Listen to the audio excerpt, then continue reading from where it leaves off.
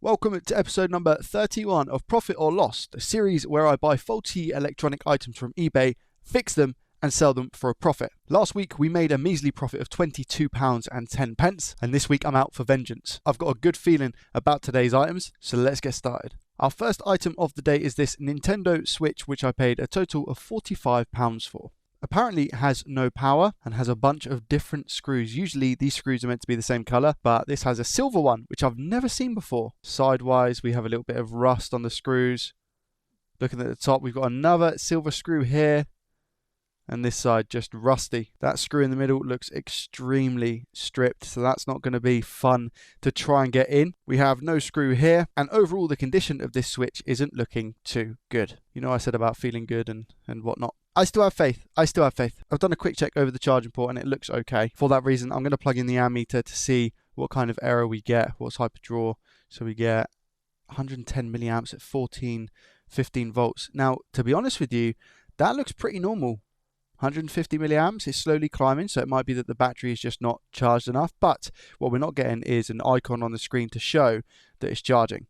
So we either have something wrong with the display or maybe even possibly the charging circuit. It's too early to tell. Let me do the back and see if that's the same. It is 150 milliamp hours. So again, I think it is just a dead battery, but we're not getting a display for whatever reason. Okay, 180 milliamps, 250, so it's slowly climbing. It's just dropped back down to 0.05. That's interesting. I don't think I've ever seen that before. And do we get the same sort of cycle? So I've just taken it out and put it back in. Do we get 150 up to around about 250 and then it drops down? 450. Okay, so that's like a normal charge, down to 230. You can drop down to 0.05. It's dropped down to about 180. This is very, very strange behavior. Okay. I've seen enough so far to know that that's not normal. So I'm going to take it apart, or try to at least. Luckily, this screw has just slid out. So even though that was ridiculously stripped, it wasn't put back correctly, which is good. Because it means I should now be able to get into this Nintendo Switch with a bit of ease. It's not looking good so far, is it? These silver screws are just getting binned. I think that's threaded. That is just spinning as well. I think it's safe to say off the bat, if we do manage to fix this one, I'm just going to have to give it one of my donor shells. I'm not going to be able to sell it in this condition. Look, it's so, even on the back, it's just so ridiculously scratched. I didn't check to see if there was a game, but I highly doubt it. Yeah, no game. First looks, what do we have here? It looks like we've got majority of our screws here, which is nice. Initial looks is quite a bit of corrosion. Now down here we have the water indicator. This is meant to be like a polka dot, white and pink, but this is just pure pink. We've got liquid damage around M92 T36, and we've also got a bit of liquid damage around BQ just about here. I'll take the board out of the chassis and we'll head over to the microscope to see exactly how much water damage we have on this board. How bad are we looking then? So this is the charging port that we have, which looks absolutely fine, and we were getting something. Whoa!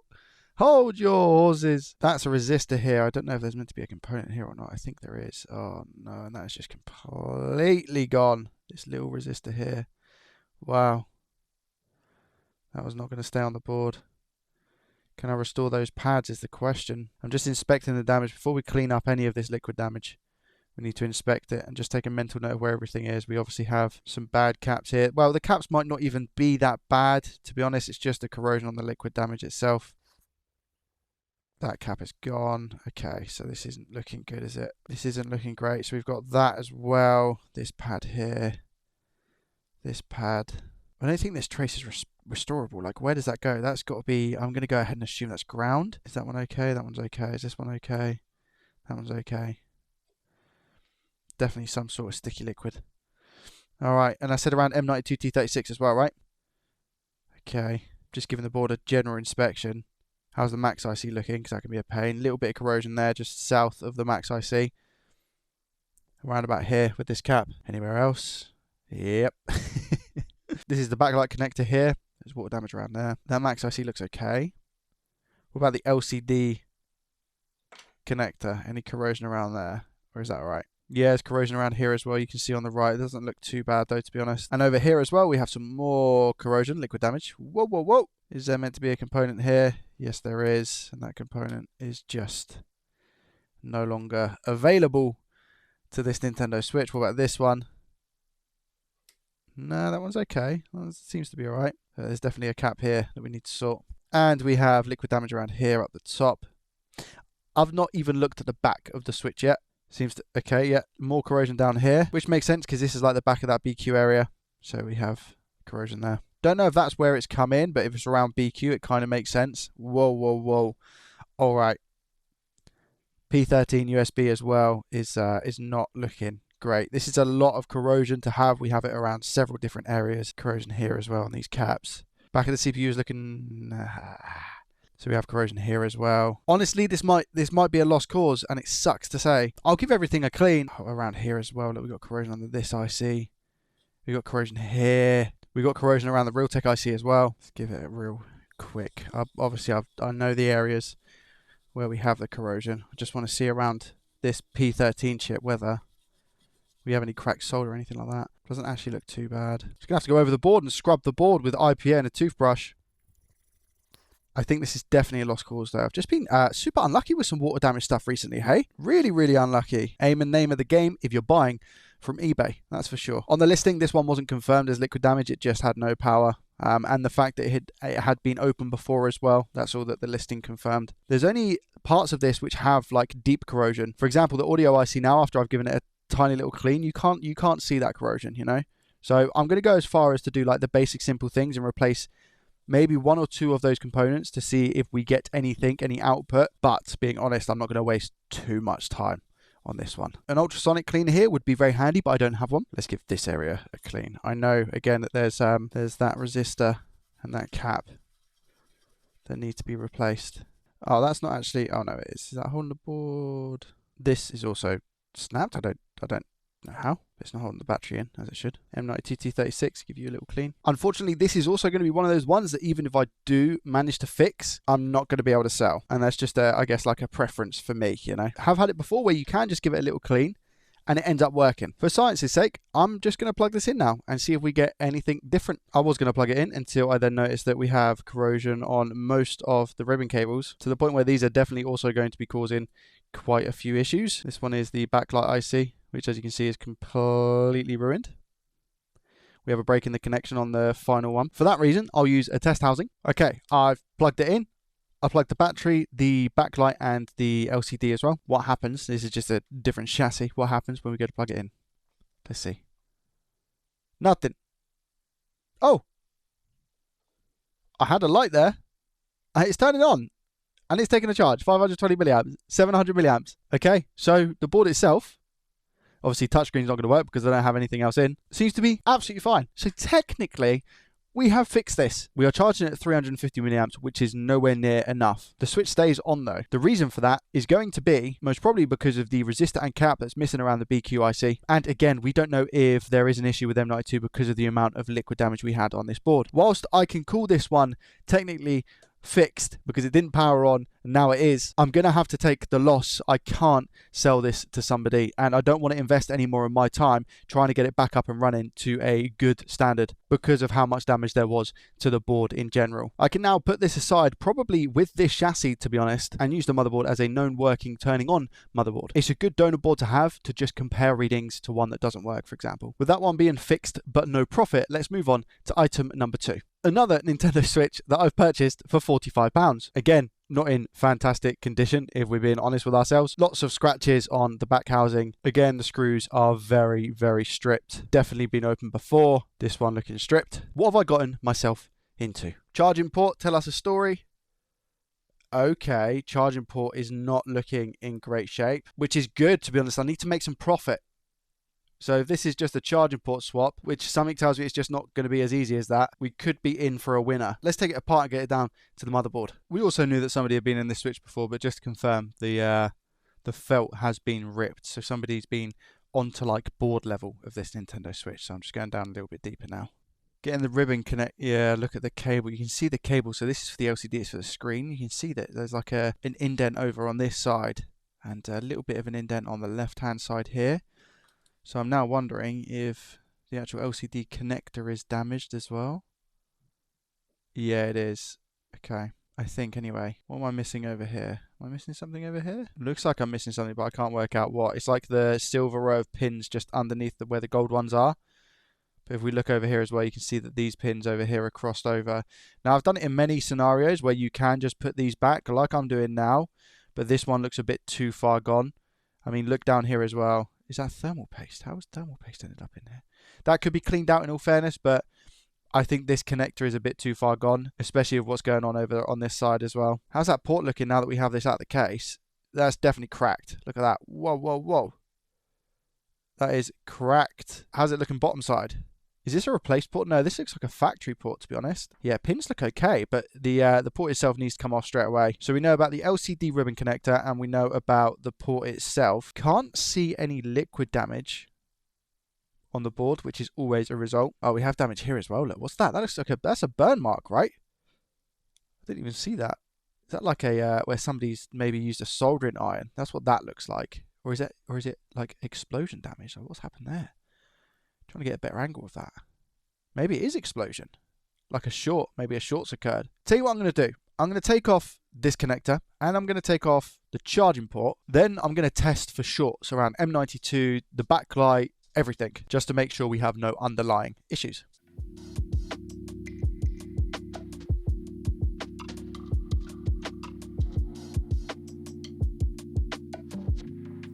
There we go. Nice. This port was absolutely screwed.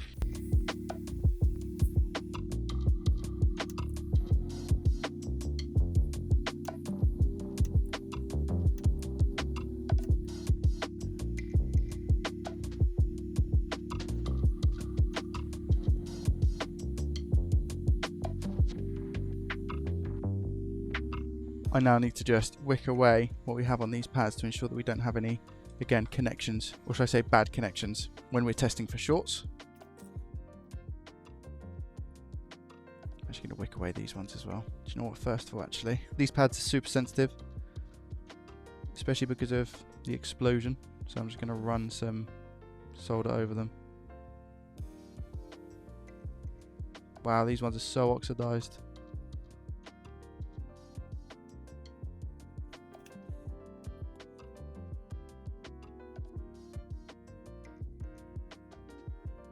There we go. That looks better. And it's prepped for when we go to add another one. Let's get rid of that flux. Pad's all prepped for the LCD connector, which is nice. Okay, let's check for some shorts. Starting around our usual suspect M92T36. We have a short right off the bat, and this is for P13 on the back. Oh no, we have a short on this cap as well. Right here. What does that mean? This is not good news. On many occasions, not all occasions, on many occasions, this can mean that the CPU is dead. This cap short here, this cap short. I will just confirm my logic with this cap on the back, which links to that one that was around M92. Yeah, so we have a short here. Most probably that's going to be because of P13 USB. However, again, I've had it on several occasions where we've had this cap short, we take off this cap, we take off M92, we take off P13, and we take off this cap, and we still have a short on this pad. Let's just check around BQ.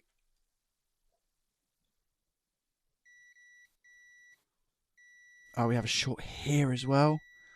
Oh, Lord above. So we have a short on this rail, as well as the CPU potentially, and P13. Oh, wow. Before I do anything silly, I am just going to inject 0.5 volts. Let me just confirm that this is a dead short to ground. So we actually have, it's a 10 ohm short, which usually means that the max IC is faulty, or again, it's CPU. So the 10 ohm short that we have here, is that the same short that we have on this cap? No, it's a different short. So I think we actually have two different shorts on this board, which I personally don't think I've ever had. Let me just double check here. So that's definitely a short to ground. So I'm going to inject here to see what component is faulty on this circuit, and hopefully we can resolve that and the other one. But if I'm being honest with you, it's not looking hopeful. Okay, so take a look at this when I go to inject voltage. You can see that we have isopropyl alcohol on the P13 IC. Look at that, as soon as I inject and take it off. So we definitely have a short coming from P13. I'm going to take that off the board. I don't know, however, if that's going to fix our short that we have on this little cap here.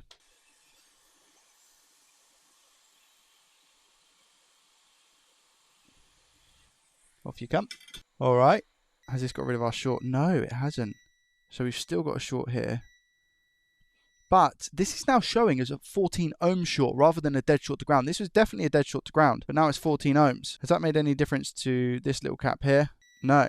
This is, however, a dead short to ground. This short is reading an ohm, which accounts for the resistance on my leads. Yeah, this one has a resistance of 14 ohms. I'm going to take off M92 as well.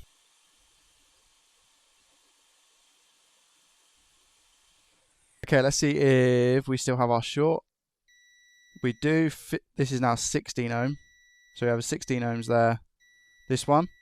This is, again, an ohm. So I'm going to inject here and see what gets hot. Nothing is getting hot, by the way, when I inject onto this cap here. Nothing at all. So just to reiterate, we have a short here. We have a short on this cap.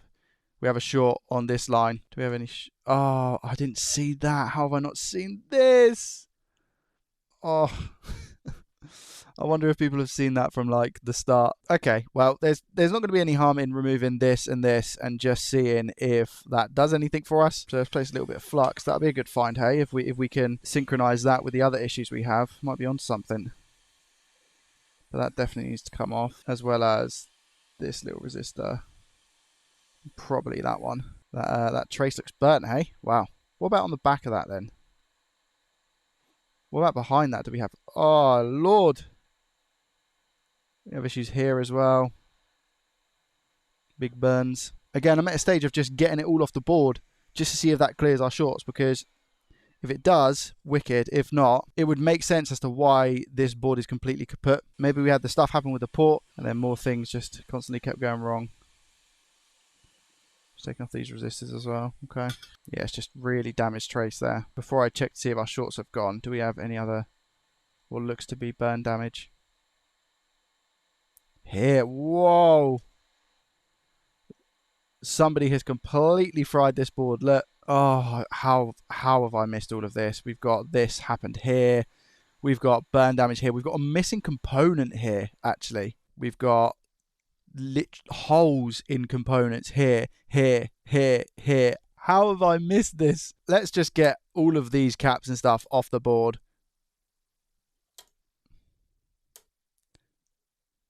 I think that just hit me in the forehead somehow, even though I'm pinging it away. Just getting rid of any components that show any sign of weakness, which is pretty much... I didn't even flick that too hard, to be honest. Wow. This board has seen some serious heat, and you can just tell by the way that you've got like flux coming out underneath stuff, you know? Factory flux, that is. These components are just they're just falling off. I'm not even pushing that hard. Again, a lost cause. Another lost cause. Like, what? Crazy luck. Crazy luck. I obviously don't know. Well, that's going to have to go as well, isn't it? That one doesn't look in great shape. I don't think our short's going to be gone. I think it is just straight up game over for this board. But we'll check anyway. How are we looking? Short gone? No. Short still there. 1 ohm. Has this short gone? No. 15 ohm. So clearing all of those components that look to be foobar, and we still have a short. What about under the EMMC? How's that looking? Clean. And I'm afraid this one's also going to be done. Just a loss, straight up loss. Not much we can do about these ones. And I'm sorry I wasn't able to fix anything, but I want to be as transparent and open and honest with you guys as possible. Like, this stuff does happen. Sometimes we just get items that are not going to be fixable. They're going to be in ridiculously bad shape, like these two boards. I don't even need to go on a rant about profit and loss today. It's just a straight up £90 that we've lost, in which case our total profit now sits at £307.82. You win some, you lose some. I've definitely taken 2 L's in today's video though. I would say we've managed to get some donor parts, but I've already taken most of them off the board. I'll put the last episode to the series up here. I'll put the playlist where you can start from the very beginning just up here, and subscribe if you're new. Hopefully we don't go back into the minus. Thank you very much for watching, and I'll see you in the next one. Peace.